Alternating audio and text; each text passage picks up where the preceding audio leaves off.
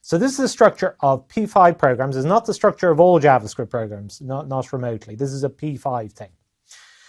So what P5 has to do is define the code that runs when you set up the program versus the code that runs every single time step. So these programs have a concept of time, and every time things can change in the world. Objects can be created or destroyed, and in the second function, we define what we do every time step. And in the first function called setup, we define the instructions to be executed to set the scene at the start of the run.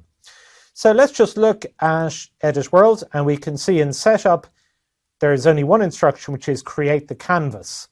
And the canvas is the thing you do the graphics on. We painted it pink here, and we're drawing graphics onto this canvas. Then draw is called every time step during the run, and in draw we're going to rotate the object and redraw the object in its new position, and so on. So it is kind of important to see those two different things, and the function setup starts with chain bracket and ends with chain bracket, and so does the draw. So anything you want to happen every time step has to go in between those two chain brackets, and anything that only to happen once at the start should go within those two chain brackets.